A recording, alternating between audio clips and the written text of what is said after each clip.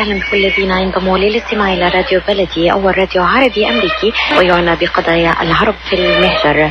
برامجنا في راديو بلدي كل يوم جمعة من 8 وحتى 9 صباحا مع ليلى الحسيني في بث حي ومباشر عبر WNZK راديو 690 AM. صباح الخير بلدي، صباح الخير لكل مستمعينا. Welcome to Radio Baladi, the first Arab, Middle Eastern and American simulcast radio show. Radio Baladi is broadcast every Friday morning on WNZK 690 AM from 8 until 9 Eastern Time on Good Morning Michigan with Layla Al-Husseini. Our call-in number 248-557-3300. And now, stay tuned for the best radio talk show on Arab and American issues with your host, Layla Al-Husseini.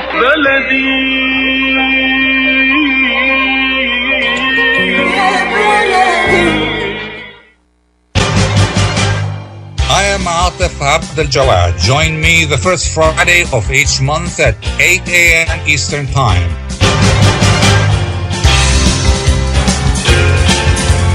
I will be discussing some of the most important issues and events in the Middle East live on America's Voice of the Arabs.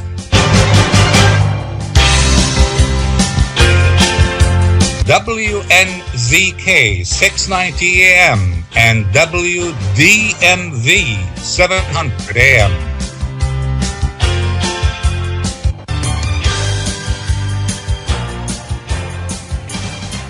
Good morning. New Zealand's recent massacre brings into focus new facts about terrorism that challenge long-standing perceptions. One fact is that white extremists who for long targeted blacks and Jews have now found a new target: Muslims and Muslim worshippers. Another fact is that white supremacy is now a rising threat around the world, with Islamic schools being attacked in Britain and a synagogue in the US. Terrorism is no longer blamed exclusively on Muslims. So a white mass killer in Las Vegas or New Zealand should be called a terrorist, not a shooter, because terrorism is violence committed for political purposes.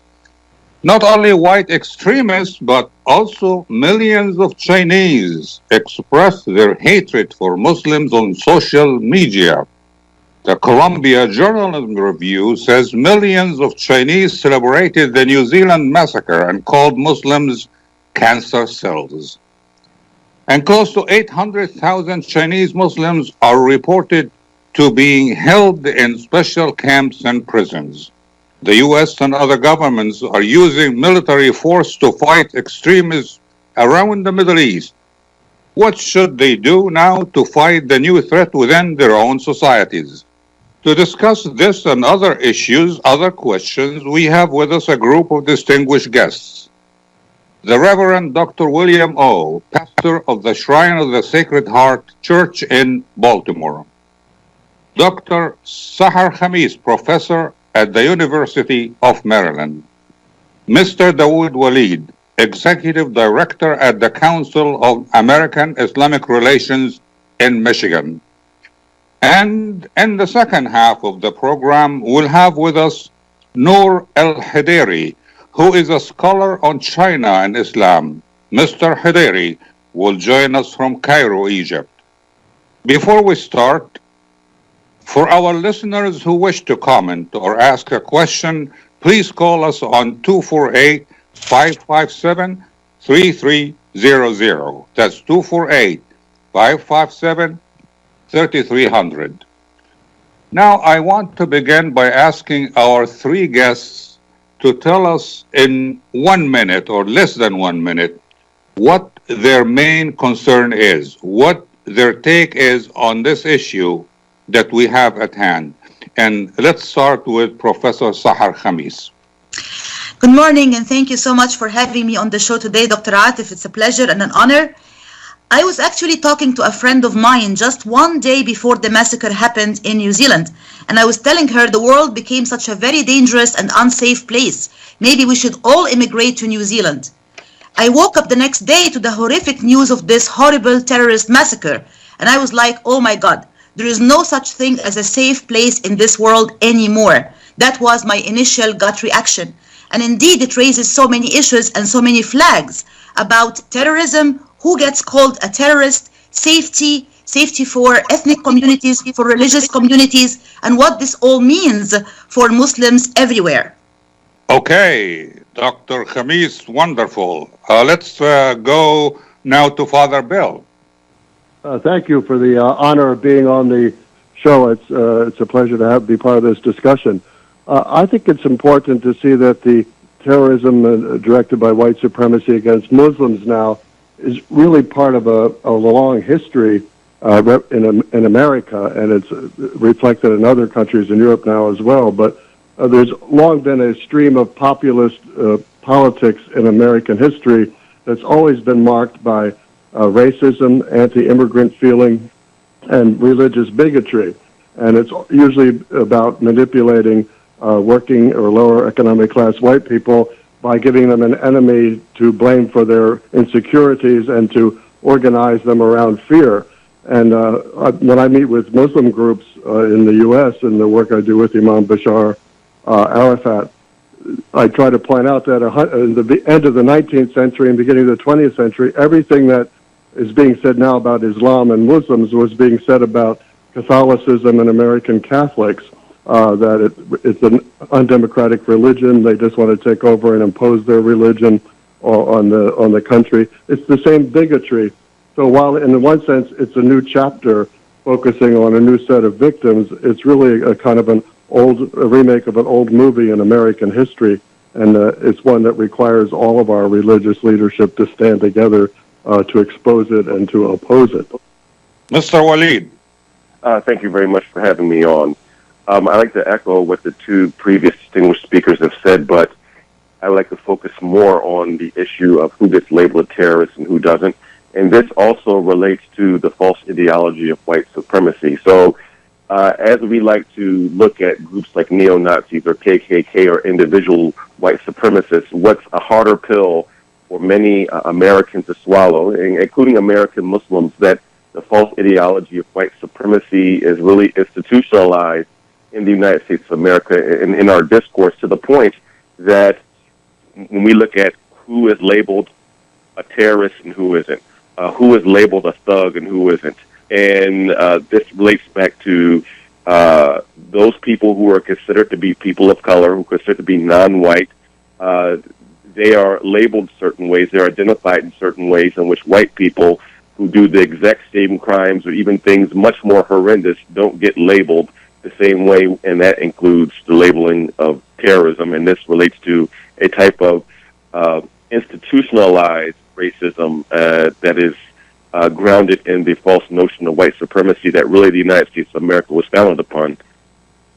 Dr. Sahar Khamis, you talked about there is no safe place anymore. I want to ask you, is the Middle East, is where Muslims generally live, a safe place? Unfortunately, absolutely not. I have to say it's a very unsafe place as we speak right now, because we know what happened in the Arab Spring uprisings. I'm an Egyptian American.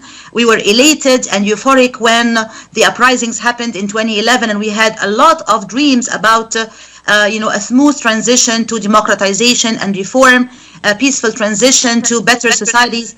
And unfortunately, I must say, sadly enough, this has not been the case. And there's a lot of, as we know, sectarian strife and internal fighting, countries, against each other, bombing, a poor country like Yemen, where a child dies every 10 minutes and nobody cares because Yemen really doesn't have oil. So why would the world care about it? These are very sad and horrific realities that we have to face. But having said all of that, there are also other threats that have been on the rise recently. And more specifically, since 2016, we have seen what has been happening in this country. The U.S. has a moral leadership and a moral authority that it should exercise as a superpower, not just militarily and economically, but also in the field of being an example, a model. And I'm very sorry to say that this model has been shaken by not being able to put countries in the Middle East and other parts of the world, face to face with their own very poor record of human rights violations. There should have been a much stronger American position on these issues, and unfortunately, there is not. And of course, this is coupled with the rise of certain things like anti-Semitism, racism, sexism, and of course, Islamophobia that has been escalating to an unprecedented degree since 2016, since the election of Trump and his administration to office. There has been a very, very high number of crimes against Muslim Americans and Muslims everywhere. Because remember that the terrorist, I'm not going to call him a shooter, the terrorist who did this horrific massacre in New Zealand, he, in his own manifesto, he echoed a lot of the Trump rhetoric, using terms like invasion and invaders to describe Muslims. So this is a very, very dangerous phenomena that is happening now, and I'm afraid to say it is spreading globally. Father Bill, you talked about how low-income white people are largely responsible for that kind of violence. So are you relating the problem to economic issues?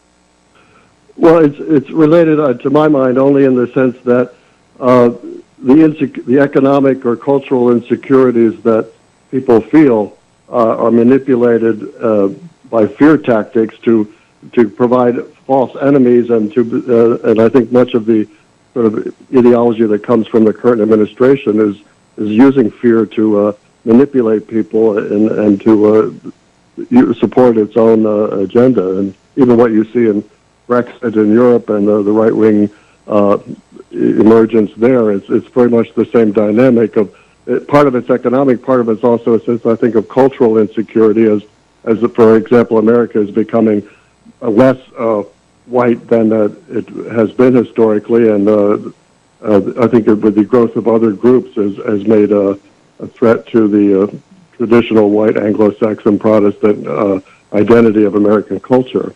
And I think the cultural and the economic insecurities come together to be manipulated.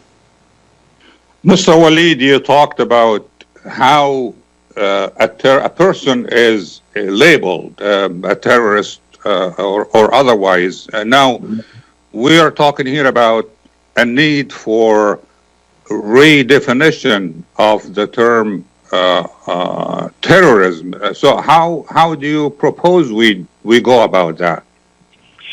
Well, it may not even be a redefinition of the term terrorism. It may just be shifting the narrative and using different nomenclature, or just referring to people as violent extremists. And the reason why I say that is that there are certain terminology in the American mindset, in the American psyche, that have been so solidified, they've been framed for so long that they're almost it's almost an issue of it might even be immovable. So I'm not even sure if it's worth the intellectual time and resources of American Muslims to say, oh well, look at those guys, they're terrorists too, or they're not the only Muslims aren't the only terrorists.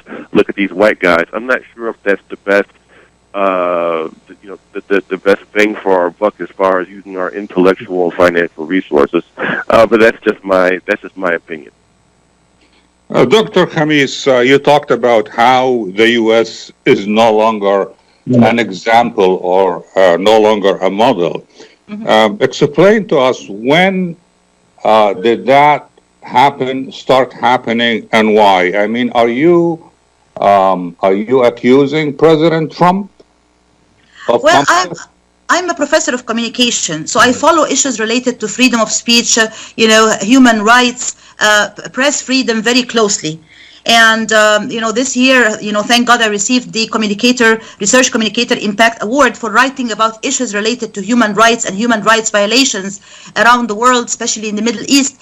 But I also talked in my writings about issues related to the decline of American moral leadership. And by that, I mean when something as horrific as the Jamal Khashoggi murder happens, and we all know the gruesome details. I'm not going to repeat that because we all know it.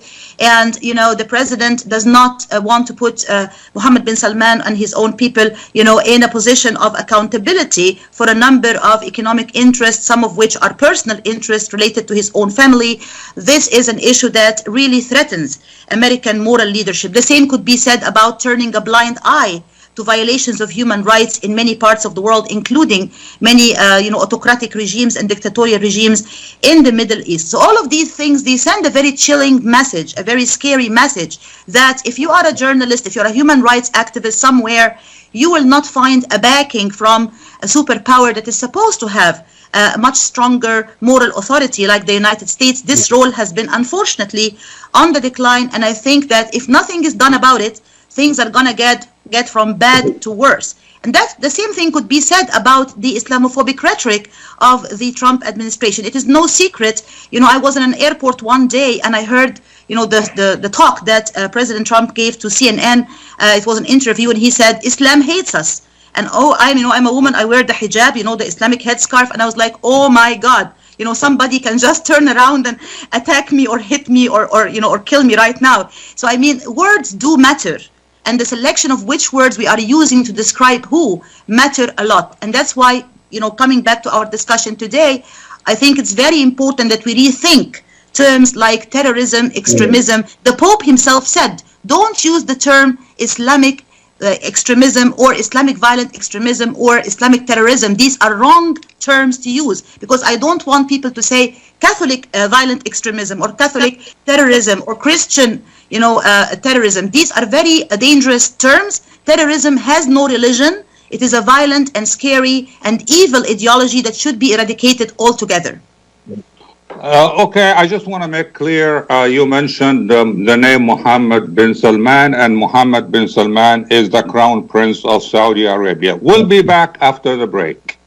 If halal is important to your family, you can trust that Miramar will offer not only the highest quality halal products, but the best tasting and healthiest foods that can be placed on your family table with confidence. Miramar is the first and oldest halal certified food brand in America, serving the Arab and Muslim community, and offers a wide range of halal food products. Check out Miramar's halal food selection today by visiting Miramar's executive distributor, Ziyad Brothers Importing, at www.ziyad.com. Life is a nonprofit charity that's provided humanitarian aid and development to people and communities for over 25 years, regardless of race, color, religion, or cultural background. When disaster occurs here or around the world, Life for Relief and Development rushes in to provide food, medical aid, and shelter to those in need. Please help improve these efforts. Make your tax-deductible donation to Life now at lifeusa.org or call 248-424-7493. Kashat's Mediterranean Market and Shish Kebab offers a great array of your favorite Mediterranean meals. Meals range from lamb specialties, shawarma sandwiches, seafood dinners, and they offer special big trays of your favorite food, plus much more. Kashat's Mediterranean Market and Shish Kebab address is 32839 Northwestern Highway in Farmington Hills. Their phone number is 248-538-9552. That number again is 248-538-9552. And the supermarket is open from 8 a.m. to 9 p.m. Kashat's Mediterranean Market and Shish Kebab will definitely leave you satisfied. When it comes to reproductive medicine, IVF Michigan Fertility Centers are the recognized leaders. With locations in Bloomfield Hills and 5 other cities in Michigan and Ohio, IVF has experts in all aspects of the field. As a founding member of IVF Michigan Fertility Centers, Dr. Nicholas Shama is one of the leading reproductive endocrinologists in Michigan and Ohio. Dr. Shama has performed over 10,000 IVF cases and has helped thousands of couples fulfill their dreams of parenthood. American board certified in both obstetrics and gynecology and reproductive endocrinology and infertility, Dr. Nicholas Shama is a very caring, compassionate, expert physician that understands not only the medical but also the emotional toil of infertility on his patients. When it's time, get personalized care from Dr. Nicholas Shama at IVF Michigan Fertility Centers in Michigan and Ohio. Call toll-free 855-952-9600, 855-952-9600. I am Atef Abdel Gawad. Join me the first Friday of each month at 8 a.m. Eastern Time.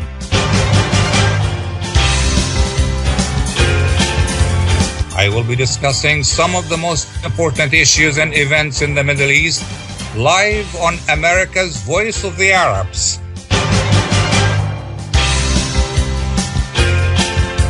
WNZK wnzk 690 AM and WDMV 700 AM.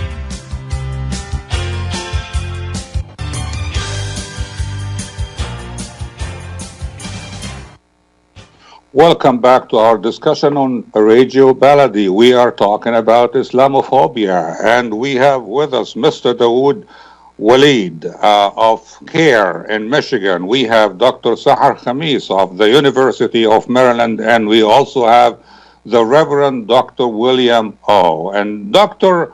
William O., you talked a minute ago about the responsibility of religious leaders to come together to deal with the problem. What do you propose?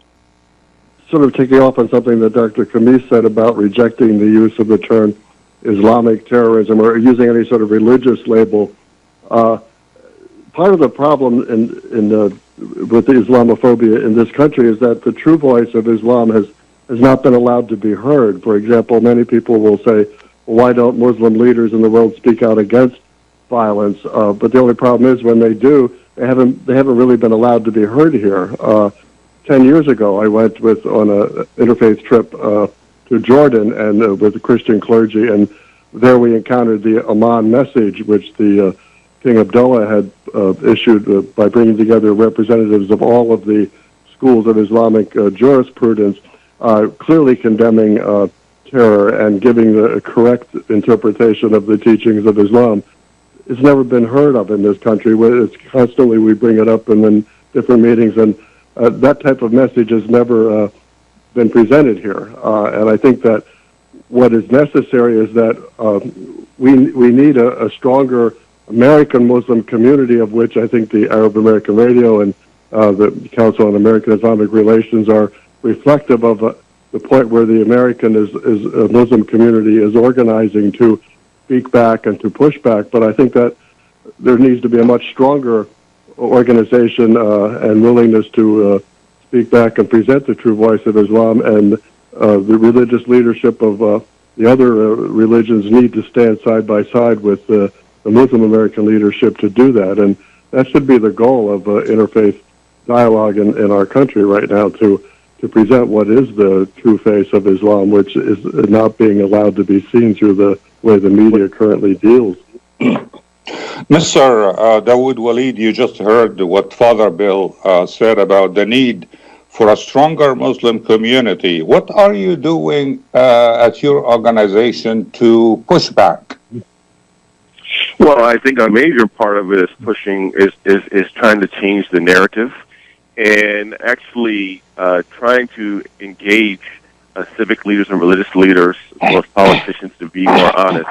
And what I say is that much of Islamophobia actually does not have to do with misunderstanding Islamic theology. That's not my position. That's not what I think at all. When we talk about the otherization of Muslims that's really based in racism and xenophobia and rooted in the false ideology of white supremacy, it is really the othering of Muslims as a non-white group in America. And, like, mind you, black churches in America had never got stopped being bombed. They never got stopped being burned down.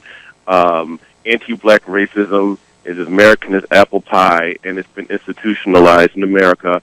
And those people, majority of black Americans are Christians. And the same people who bomb black churches and who kill unarmed black people, they have the exact same religion as the black churches they're bombing and the black people that they shoot down. And it's not about an issue of theology. So I think we have a bigger issue.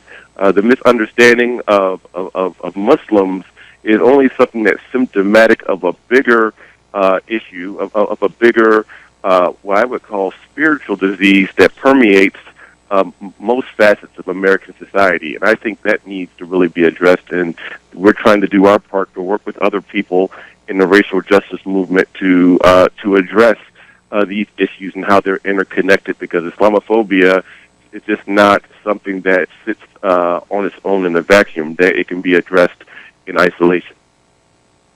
Dr. Sahar Khamis, you talked about the impact of President Trump. You said words matter, but I want to ask you, bluntly, is there a responsibility that Muslims themselves bear? I mean, let me just tell you that if I'm not mistaken, the Muslim religion never had a reform movement since the early 20th century, Sheikh Muhammad Abdu, and he talked about rational interpretation of Islam. What's happening? I'm not a scholar of Islamic studies, I'm a scholar of communication, but I do know from my own readings as an American Muslim woman that there have been several attempts at the concept of ijtihad, which means revisiting religious texts and trying to reinterpret some of the religious texts in many different ways and multiple ways. I think that there are many scholars, old and new, who are now trying to sit at the table and to look at different theological interpretations. So I don't think it would be fair to say that there has been no serious attempt at ijtihad or reinterpretation. What I really think is what Father Bill said in terms of the fact that Muslims are speaking but they're not being heard, and that's a very, very important point. The media, as a scholar of communication, I can say confidently, has adopted the principle of when it bleeds, it leads. Meaning whenever there is really any kind of violence or conflict somewhere, the cameras are rolling and the headlines are made. But whenever there is any kind of good work being done, like for example, outreach on the part of the Muslim American community, interfaith work, which I'm very much involved with. That's how I got to know Father Bill through our involvement with Al-Bashir Center, with Imam Bashar Arafat. Interfaith work with Jews, with Christians, with other people of different faith traditions and denominations. A lot of good work is being done by Muslims everywhere, including American Muslims. All of that is somehow not portrayed and not given enough attention in the media, unfortunately. What we are seeing instead is if someone happens to have an Arab name or a Muslim name and this person commits a bad act, it gets amplified 200, 300 times more in the media. But if someone from any other faith tradition commits any kind of crime, the religion is never mentioned. So this is a discrimination in the pattern of media portrayal and media coverage, which is definitely skewed against Arabs and Muslims, always associating them with evil acts or acts of terrorism. And that, of course, had certain stages, like after the Iran hostage crisis, after the September 11th attacks, and of course, as I said before, since 2016, since the election of Trump and his administration. So we have been seeing these steady increase in waves of Islamophobia,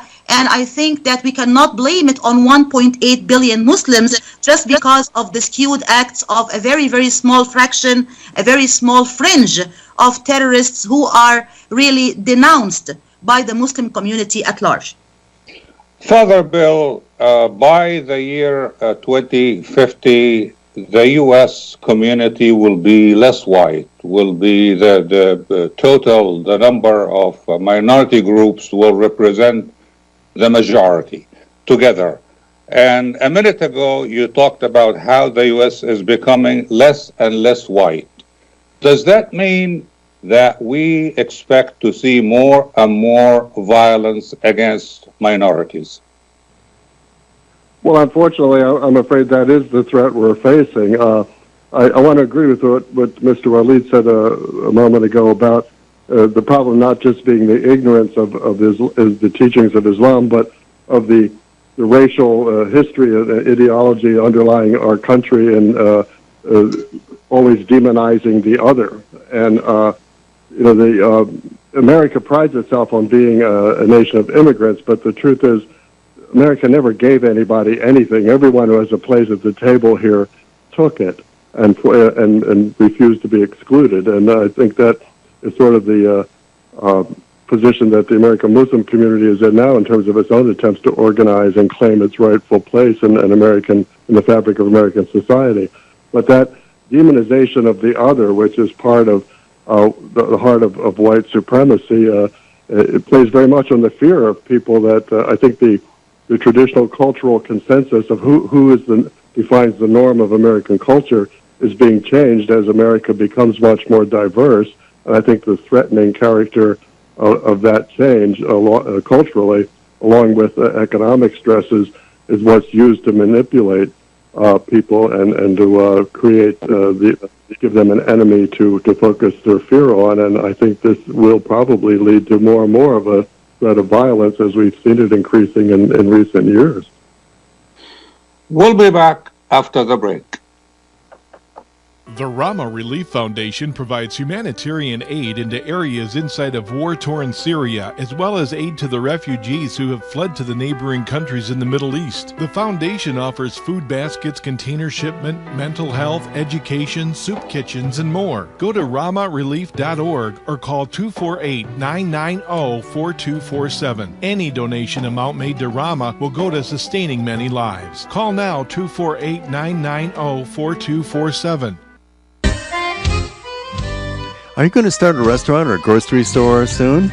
Do you need floor plans and designs? Call Naji Abood at 734-744-9796. Do you want to buy kitchen and restaurant equipment at discount prices? Call Naji Abood now, 734-744-9796. New Concept Products and Design, the trademark of kitchen equipment. 5% discount on all purchases of $75,000 or more. New Concept Products and Design, new location, 31185 Schoolcraft in Livonia. Learn more at www.newconceptproducts.com. Call Naji Abood, 734-744-9796. When you're looking for the best in optical care, Dr. Imad Nakash is your doctor to see. With years of experience and thousands of successful procedures performed, you can trust your eyes to Dr. Imad Nakash. See Dr. Imad Nakash and his professional staff for your eye care needs. There's 2 locations to serve you. In Hazel Park, call 248-336-3937. 248-336-3937. In Rochester Hills, call 248-299-3937. That's 248-299-3937.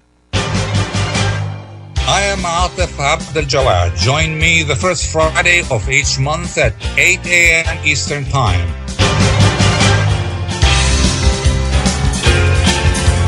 I will be discussing some of the most important issues and events in the Middle East live on America's Voice of the Arabs.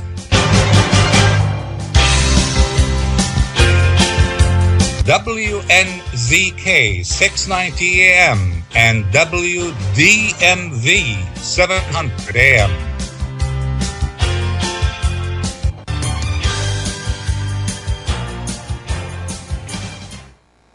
Welcome back to our discussion on Radio Baladi. We are talking about Islamophobia, and I want to ask our 3 distinguished guests here in the U.S., Father Bill, Professor Khamis, and Mr. Walid, to bear with me for a second, because we are connecting with Cairo now. I have 4 questions for Mr. Nour Elhediri, who is a scholar on China and Asia. He wrote a book on the relationship between China and Iraq. Mr. Hederi, welcome to Radio Baladi, and please don't worry about being perfect in English, but I have 4 questions for you. The first question is, please tell us how sympathetic the Chinese people were with the New Zealand terrorist. Can that sympathy be generalized? Okay, hello, Dr. Jawad. I would like to send my greetings to you, to the Voice of Arab Radio, your guests, and your valued listeners. Finally, thank you for hosting me in your program. Before answering your question, I want to highlight some important points for the Chinese society to understand it better. First of all, the Chinese character is by nature a materialistic, utilitarian, rational, individual personality. One of the main problems in the Chinese society is the problem of the Gulf community in the 19th, which was that the place and the things were more advanced than the humans by at least 20 years. The second problem is the problem of dealing with others. Perhaps the Chinese character can't be blamed for being authoritarian, because this is how their nature, society, and history was raised. Chinese people need 2 or 3 coming generations to reach the principle of coexistence and acceptance and understanding that all we need is sharing, not competing, and that the humanity comes first. What I mean by coexistence is accepting foreigners, because multinationals already exist in the Chinese society. Like any other society, the Chinese one has moderate and extremist. Regarding to your question, the official response was consistent with the international condemnation of the terrorist attack, as the Foreign Minister of China said, but by following the reactions of Chinese newspapers, we find that their response was beyond the limits of condemnation. The China is trying to link what happened in New Zealand to what happened in Xinjiang to confirm that the seeds of terrorism are still spread throughout the world. But by the point you talked about, can we say that there is a sympathy in the Chinese with the shooter? Simply yes. But can we generalize it? I think no. Yes, but millions, according to a reputable source here, the Columbia Journalism Review, is talking about monitoring millions on social media. Okay, Nour, in addition to what you said, what are the specific reasons behind any anti-Islamic feelings in China? It can be summarized in those points. First is the misconception of the Chinese to the Muslims. Some Chinese linking Islam with the terrorism. They always think that Muslims threaten their society and security and stability of their society. Awareness, and the most important point, in my opinion, is the awareness trap of Chinese people because of narrow-minded and lack of information resources, along with the censorship control led by the authorities there. And the absence of Arab outlets, media to the Chinese, and the Islamic groups in Xinjiang, which seek for independence. This is the reason, in my point of view. What factors are helping those feelings to grow, Nour?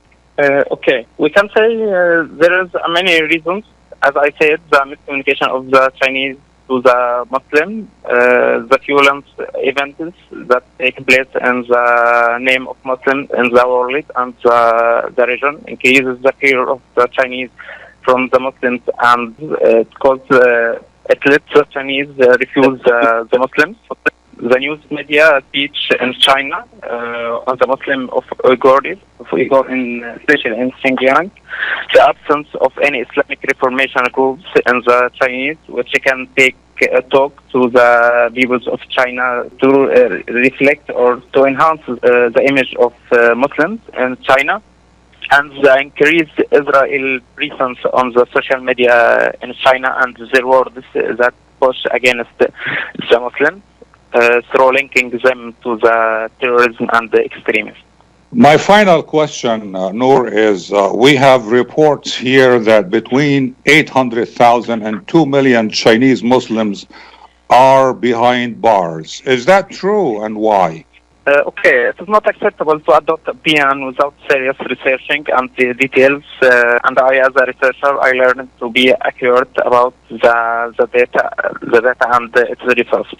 So if you ask me about my opinion and need my answer now in this meeting, I think we can't confirm it nor deny. The official response from China is always deny that thing. But on the other hand, international constitution such as the Human Rights Watch and many journalism or televisions around the world, especially in the USA, confirm that there is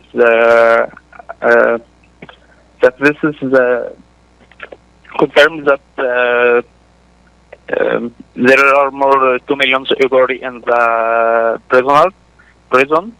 But for myself, I can't confirm or deny that. Okay, Nour Elhediri, a scholar on China, talking to us from Cairo. Thank you very much. I appreciate your contribution. Have a good day in Cairo. Thank you. Now let's get back here to our distinguished guests. I am sure that some of you may want to comment on what we just heard. Mr. Dawud, Walid, do you have any comment? My comments aren't really primarily about what the guest said, though I appreciate his insight, and I don't really have much knowledge about the crisis that's going on in China. I have read about the what we could call, even say, internment camps or concentration camps that Muslims have been placed in. But I would like to revisit something that was said earlier, and that is the reinterpretation of Islam, and within the context of this conversation of violent extremism or terrorism. And I think that when we discuss this issue and look at it strictly as a need to reinterpret theology, I think it's a slippery slope, because it infers that there is something inherently violent about Islamic theology or Islamic civilization, which that is historically inaccurate, right? So I would just caution us about that. And it also lets other people off the hook, not only as far as their intervention in the Muslim world, but also how the United States of America in particular has helped extremists and help support extremist movements for their own geopolitical purposes. And if I can just give two quick examples, the phenomenon of suicide bombings did not take place in Iraq under Saddam Hussein. That was not a phenomenon historically in Iraq. It became a phenomenon in Iraq after the illegal invasion of the United States of America, and the arming of Shia militias, and then arming competing Sunni militias, and a can of worms was opened up through the illegal invasion of in Iraq, in which our government, along with the British, were arming extremists. Right, so that's an historical fact.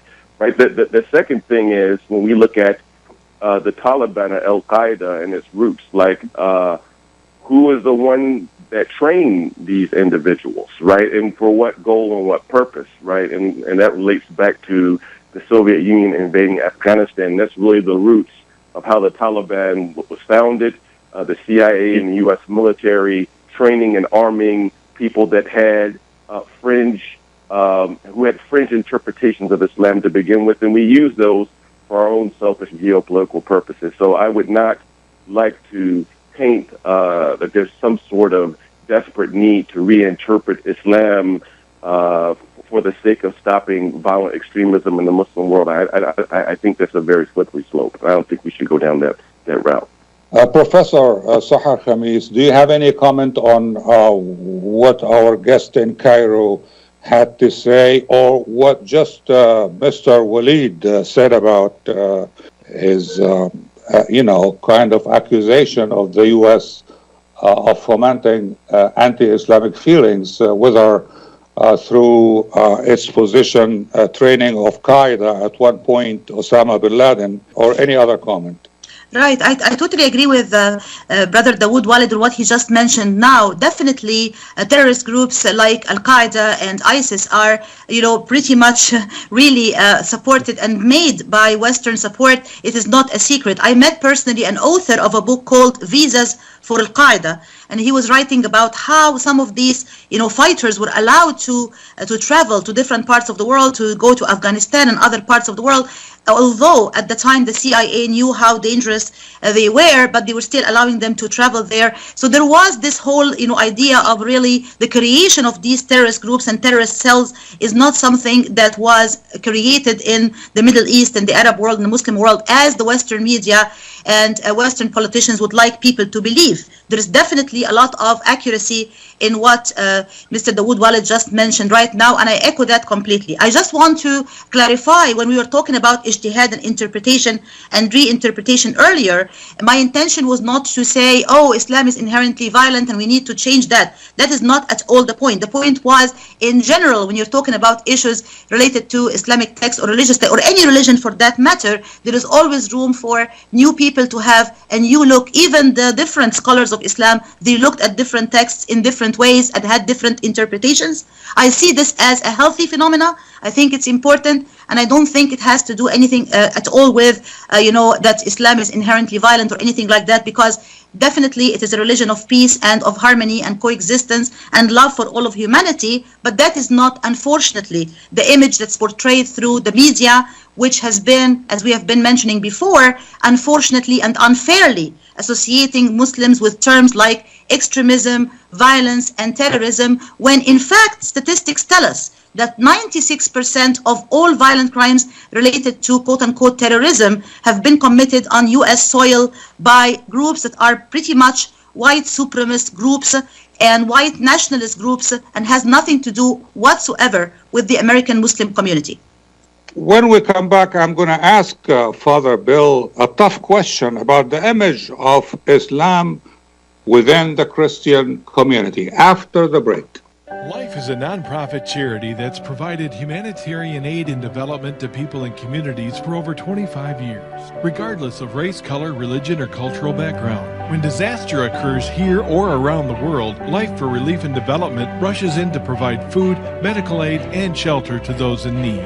Please help improve these efforts. Make your tax-deductible donation to Life now at lifeusa.org or call 248-424-7493. تعرفوا شيء، احنا كتير بنهتم بالمقبلات بالاكل الشامي، واحنا بنهتم بالبهارات والتسبيكه في الاكل المصري، واحنا نهتم هوايه باللحوم وجودتها بالاكل العراقي، واحنا في مطعم عشتار نهتم بيكم، اعتمدوا علينا ايا كان. نحن في عشتار نعرف ان لكل مذاق اسرار، فنحن نقدم اجود انواع اللحوم من ملحمه عشتار الواقعه على 56865 راين رود. عشتار، قصه حضاره ترويها لكم اطباقنا المميزه في كل زياره. تفضلوا بزيارتنا في 3625 East 15 Mile Road, Sterling Heights. مطعم عشتار بإدارة فادي بهنام وعلي البغدادي. 586-698-2585 586-698-2585.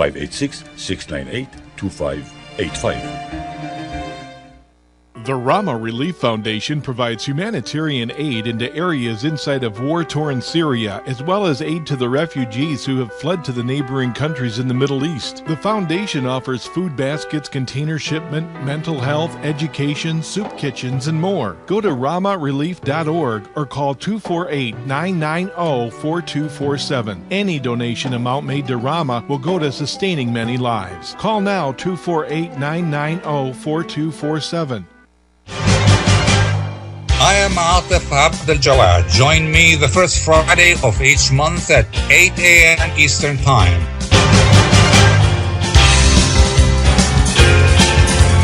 I will be discussing some of the most important issues and events in the Middle East live on America's Voice of the Arabs.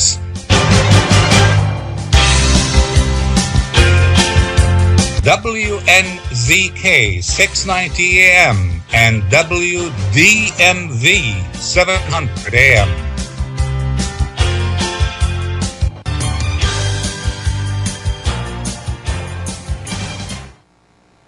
Welcome back to our discussion on Radio Baladi. We are talking about Islamophobia. And my question for Father Bill now is, Father Bill, we know that predominantly American society, European society is Christian, predominantly Christian.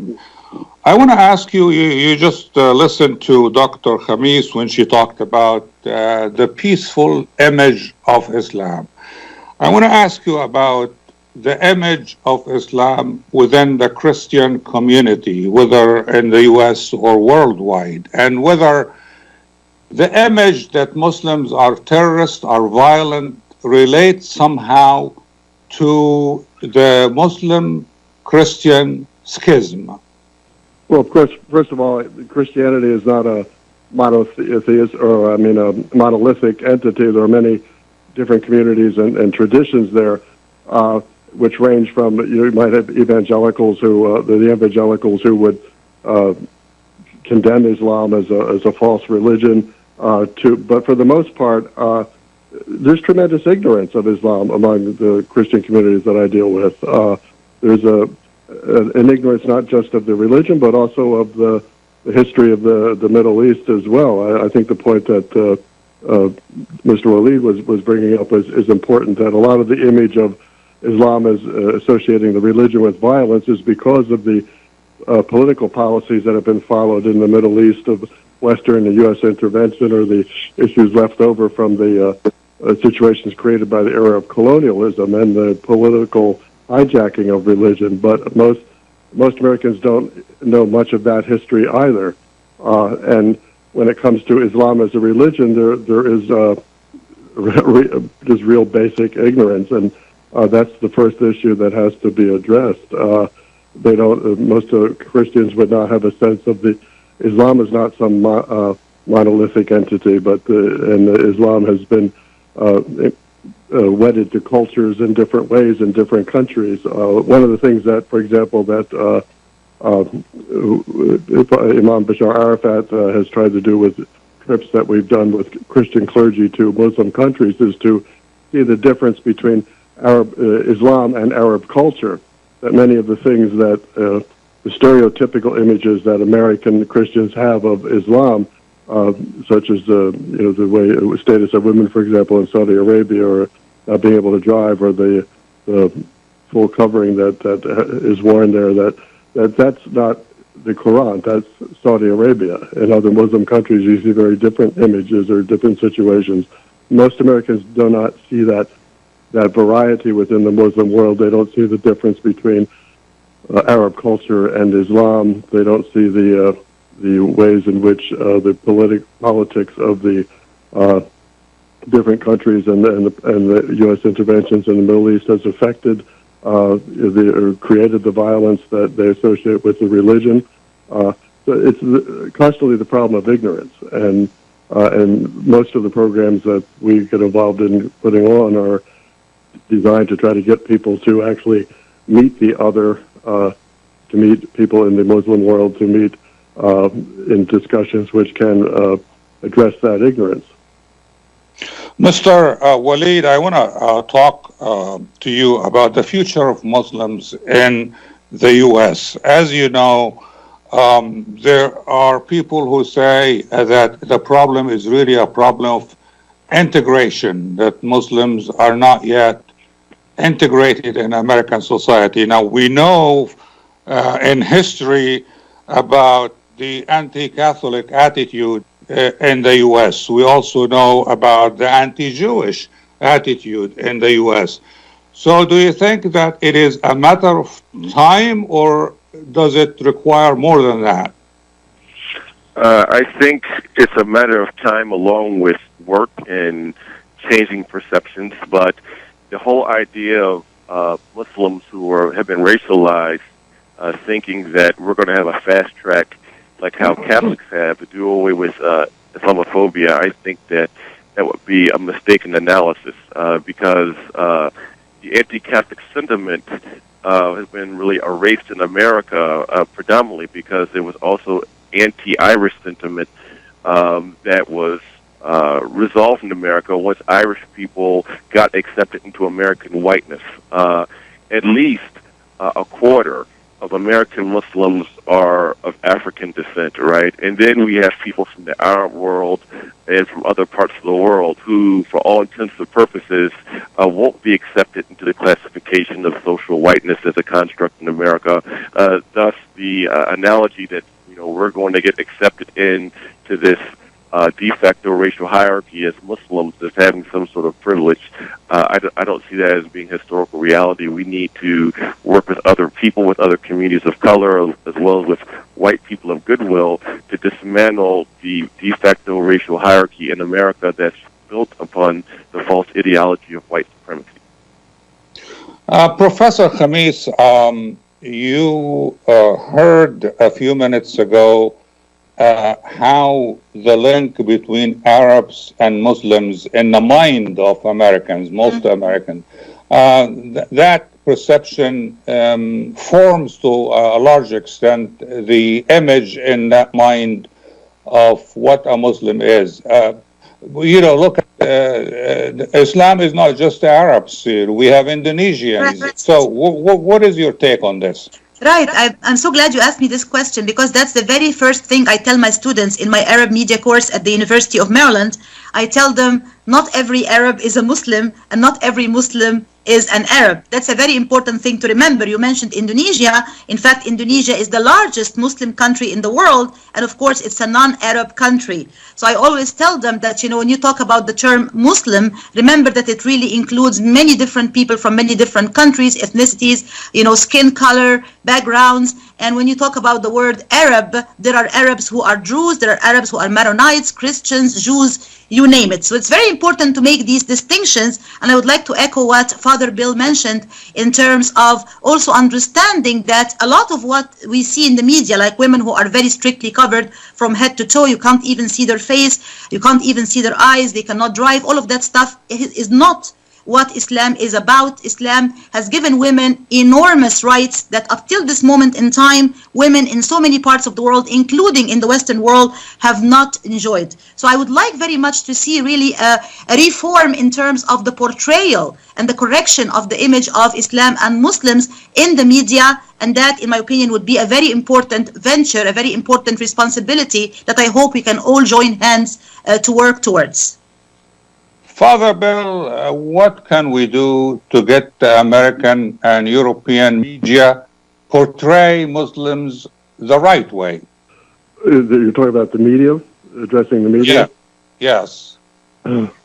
Well, I don't know if there's any simple answer to that, but except that there has to be an organized pushback against misrepresentation and an insistence on communicating the truth. If you look at other groups in the country that have been more established, but if something happens regarding the Jewish community, for example, if the media knows where to go to get spokespersons who will be knowledgeable, if things are misrepresenting the Jewish community or representing prejudicial attacks against the Jewish community, there's usually a strong organized response to that. I think that. And likewise with other established groups, that I think that kind of strong organized pushback has to be there to constantly refute misrepresentations, to put out correct information. It's not something that happens easily, or it's not something that you resolve once and for all, but there has to be a constant ability and willingness to speak back, to push back, to get correct information out whenever a discussion or a controversy arises, because if that isn't there, someone else will be defining who we are. The Reverend Dr. William O., thank you very much. Thanks to Dr. Sahar Khamis of the University of Maryland. Thank you. Thanks to Mr. Dawud Walid, Executive Director of CAIR in Michigan. And I will see you again the first Friday next month. Have a good weekend. Thank you.